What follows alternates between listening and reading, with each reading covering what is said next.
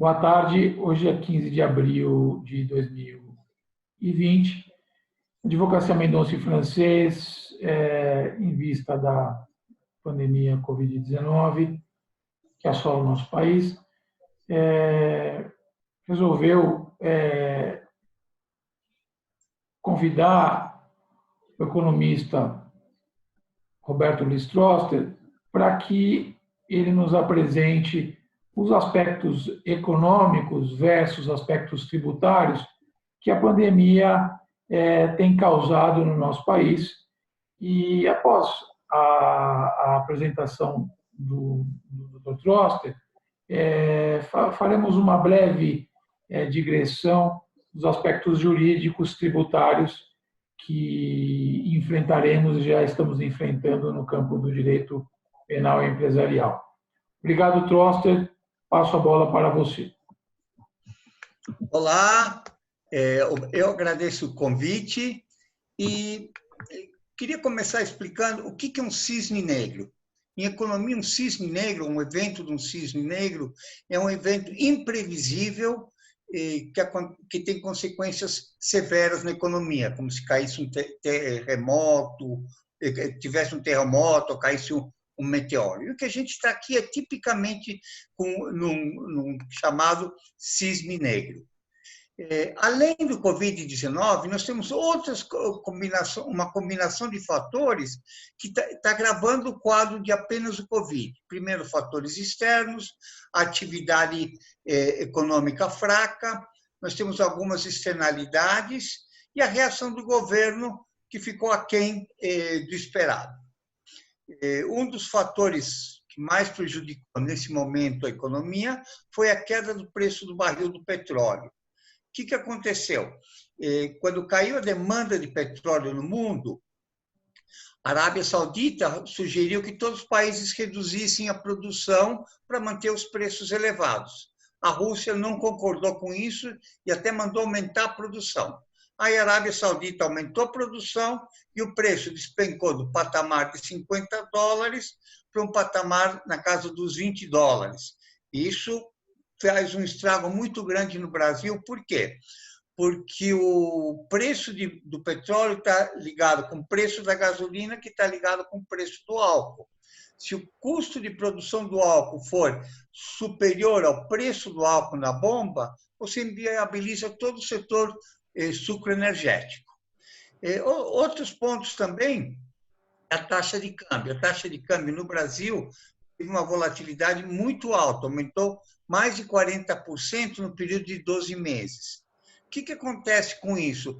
Primeiro, dívida. É estimado que mais ou menos 150 bilhões a dívida de empresas brasileiras no exterior. Se aumenta o dólar, aumenta a dívida delas em bilhões de reais. Isso enfraquece o balanço dessas empresas.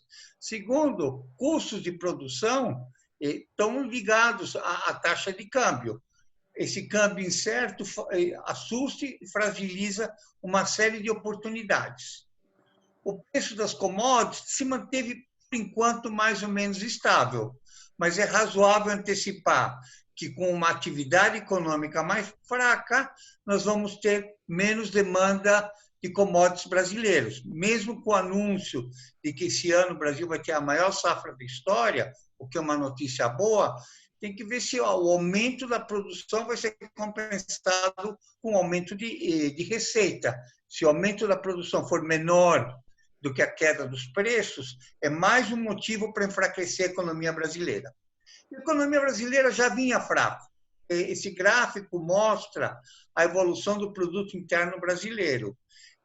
As duas barrinhas para baixo são a recessão 2016, 2015 e 2016, e depois os 3 últimos anos de crescimento.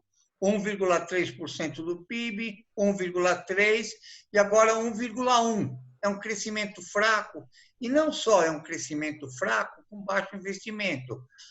A relação investimento-PIB caiu, tem caído. Quer dizer, as pessoas estão investindo menos.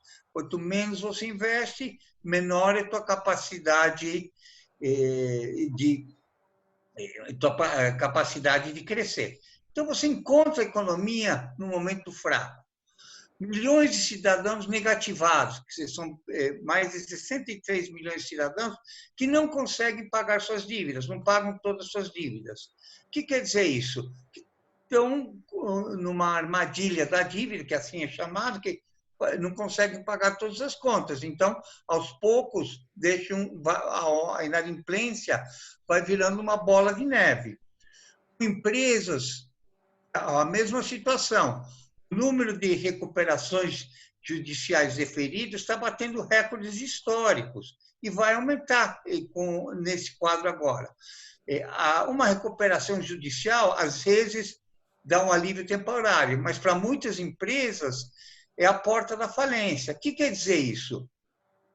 Que essas empresas rompem uma série de relações sociais ao longo das cadeias produtivas. Alguém que deve para fornecedor, não só o fornecedor tem um prejuízo, mas perde um cliente. Postos de trabalho são fechados. Então, o quadro financeiro é grave. E você tem externalidades. O que é uma externalidade em economia? É o impacto externo de uma ação pessoal. Então, por exemplo, se alguém fuma numa sala, o prazer dele pode estar estragando os pulmões de todo mundo que está em volta. Da mesma forma, se uma mulher ou um homem usa um perfume bom, tem uma externalidade positiva. Mas essa crise tem externalidades negativas. Algumas são temporárias. Quando você faz o lockdown, você perde um pouco de receita, mas depois volta a atividade e volta tudo. Mas você tem as negativas, empresas que deixam de existir, investimentos que se canalizam para outros países. Tem um ditado muito sábio que diz que quando o dinheiro não entra pela porta, o amor vai embora pela janela. Quer dizer, muitos lares destruídos familiarmente por conta da crise. Então, é um problema muito grave. Como é que um governo tem que gerir numa crise? Primeiro, com velocidade, segundo, um diagnóstico adequado e uma boa execução. Ele tem que, primeiro, evitar o pior, depois a resiliência para a empresa, para as famílias, para os cidadãos, e depois começar um processo de transformação. Você tem uma coisa que se chama, são defasagens, quando você vê um problema. Quando tem um problema, você primeiro tem uma defasagem de reconhecimento. No caso do coronavírus, desde os primeiros casos, notícias da China, o primeiro caso aqui no Brasil foi dia 26 de fevereiro, e nós já estamos na metade de abril e ainda estão sendo medidos. Quer dizer, a gravidade do problema ainda não está decidida. Aí você decide o que vai fazer. Vamos fazer lockout, obrigar todo mundo a usar máscara, e aí você põe isso em execução. Para você pôr em execução, você precisa ter boa comunicação. E aí você tem um impacto até que as medidas façam seu efeito. O que acontece? Você tem que ser muito rápido nisso. Se você reconhece o problema mais rápido, toma a decisão mais rápido, toma as ações mais rápido, o problema vira menor e você consegue resolver tudo rapidamente. O governo aqui demorou muito, isso tem um custo, e tem um custo grande. A recuperação pode-se ver em um L. O que é uma recuperação em V? A economia cai rapidamente e depois sobe. Isso é o mais razoável de esperar, mas depende de velocidade e da potência da empresa e da potência da economia do país como um todo. No caso do Brasil, você pode ter U, que é uma queda e uma recuperação mais lenta. E, por último, você pode ter a recuperação em L, que é você cai e demora muito para subir. Toda a energia tem que ser focada para ser uma recuperação em U e não ser uma recuperação em L. A isso, nós temos algumas certezas. Vamos ter uma dinâmica fiscal pior, a oferta de crédito vai encolher, nesse cenário de incertezas, ninguém sabe exatamente o que está acontecendo. O impacto é diferente para cada empresa e cidadão. Depende do setor que está inserido e da saúde financeira de cada empresa ou cidadão. O Brasil vai ser mais injusto ainda, quer dizer, esse choque está sendo mais forte nos mais fracos, e o país vai ter uma transformação, para o bem ou por mal, mas nós vamos ter mais inadimplência. As projeções do PIB são caindo muito. As projeções do Focus mostram um valor, mas subestimam, porque o que acontece? As projeções do Focus do Banco Central pegam uma janela, faz a mediana de 30 dias. Então, você ainda tem projeções. A última projeção foi de sexta-feira passada, dia 10, tem projeções ainda do dia 10, de 11 de março. Então, nem todos os analistas colocam as projeções todos os dias. Mas se nós pegarmos projeções externas, por exemplo, projeções de algumas instituições financeiras, o Itaú, a pior projeção dele, coloca como de 6,4. Você tem uma outra projeção, que é do The Economist, que é uma revista mais isenta, e ele coloca assim, o Brasil caindo 5,5%. Bate com o número do FMI, quer dizer, o Brasil vai cair mais do que a média dos países, vai cair menos do que a Argentina, pelo menos, mas não quer dizer muita coisa, quer dizer, o Brasil está fraco. Qual que é a proposta? Uma injeção de recursos. Como a gente pode injetar recursos sem ter uma dinâmica fiscal pior? Uma, zerar multa e juros em todos os parcelamentos que existem no governo, com o governo. Por quê? Porque isso vai dar gasto justamente em quem está mais fraco. Em vez de selecionar, vamos dar crédito para microempresa, vamos dar crédito para empresa que fatura até 422 mil, etc., etc., não. Zera tudo isso. Quer dizer, são empresas que já estão com dificuldades, você dá um gasto para elas e não piora a dinâmica fiscal. Quer dizer, era, de qualquer forma, um dinheiro de difícil recuperação. E, segundo, parcela todos os impostos dos próximos 3 meses. 3 meses, fiscalmente, quer dizer, o governo fica com esses créditos a receber, mas não gasto para todas as empresas e cidadãos se fortalecerem financeiramente. E a última tela é um cavalo preto. Um cavalo preto. Dizem que perguntaram para o Henry Ford uma vez por que ele não fez pesquisa de marketing. Ele falou, se eu fizesse uma pesquisa de marketing, todo mundo falaria que queria cavalos mais velozes. Mas ele viu que não, que era melhor fazer carros. Dessa forma, o mundo ganhou mais com isso. Eu queria agradecer o convite mais uma vez e estou à disposição. Obrigado, Troster. Você sempre nos abrilhantando com seu conhecimento lúcido e, como eu já disse para você outro dia, você é o economista mais humano que eu conheço. Não obstante você ter exatas. E você é o advogado mais humano que eu conheço. Não preciso, né? Advogado eminentemente humano.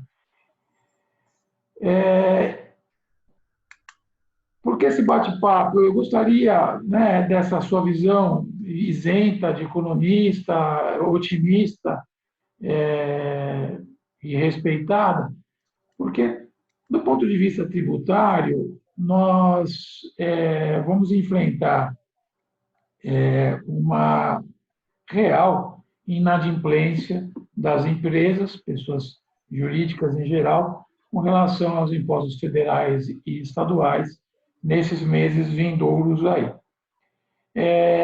Existe uma tese, uma excludente de culpabilidade, denominada inexigibilidade de conduta diversa.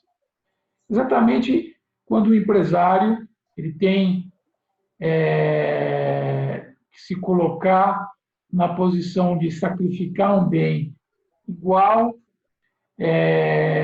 ou maior do que aquele bem que ele está resguardando. No caso do empresário, e que nós interagimos muito, e nós verificamos que vai acontecer, já está acontecendo, o empresário tendo que optar entre a folha de pagamento e o imposto devido. O empresário humano, ele vai manter a folha de pagamento, ele vai manter os funcionários, mesmo que haja uma redução do salário, um pacto entre funcionário e funcionários, também cadeia de produção, ele vai manter o pagamento, eventualmente, de um fornecedor. Isso, muitas vezes, vai acontecer sacrificando o imposto, seja ele estadual, federal, municipal. Não vou entrar no mérito de cadeia tributária, porque esse não é o objetivo. O objetivo é passar para as pessoas, para os empresários, uma ideia jurídica real, e que o empresário que realmente demonstrar que, em prol de não mandar embora os seus funcionários, em prol de pagar em dia o seu fornecedor, em prol de manter o seu negócio vivo, não pagou o imposto nesse momento, como você bem colocou, imprevisível, nesse momento que ele não provocou, porque tem muito empresário que provoca a sua própria crise. E aí ele não pode, depois, tirar da manga o excludente de culpabilidade, dizendo, olha, não poderia agir de outra maneira, não. Essa crise não foi provocada por nenhum empresário, essa crise não foi provocada por ninguém, é uma crise que acomete a todos. Então, o que nós temos visto aí realmente também, eu vejo do ponto de vista municipal, estadual e federal, você deixar de arrecadar o imposto, ao mesmo tempo em que você tem que, enquanto Estado, melhorar o sistema de saúde, fazer hospitais de campanha, realmente é uma decisão difícil, tanto para o arrecadador de imposto, mas também para o pagador de imposto. Mas, dentro desse cenário, nós vamos nos encontrar com empresários que vão deixar de recolher, por exemplo, a contribuição previdenciária, mas não é necessariamente a figura típica do artigo 168-A do Código Penal, que criminaliza a apropriação indébita previdenciária, não. O empresário ele não vai recolher a contribuição previdenciária porque ele está, nesse momento de crise, preferindo pagar o seu funcionário, mesmo que menos, preferindo pagar o seu fornecedor, preferindo manter o seu negócio vivo, a fazer esse recolhimento contábil da contribuição previdenciária. Isso também com relação ao ICMS e impostos federais em geral. Então, nós estamos vivendo uma óbvia situação excepcional do ponto de vista econômico, do ponto de vista jurídico e do ponto de vista humanitário. Espero que os nossos tribunais entendam essa situação, e eles já têm entendido isso em casos pontuais e de arguição de inexigibilidade de conduta diversa, em que você prova, e tem que haver essa prova, que o empresário ele sacrificou o imposto em prol da folha de pagamento, ele sacrificou o imposto em prol do fornecedor. Então, está havendo um sacrifício de um bem de igual valor, ou eu não tenho como dizer se é igual a valor ou não, mas eu, como também empresário, entendo que é maior valor eu pagar o meu funcionário, a minha diarista, que precisa comer, do que eu pagar um tributo, e principalmente do ponto de vista imediato, né? O Estado pode esperar um pouco para receber a minha funcionária não pode esperar 2, 3 meses para receber o salário dela para poder se alimentar.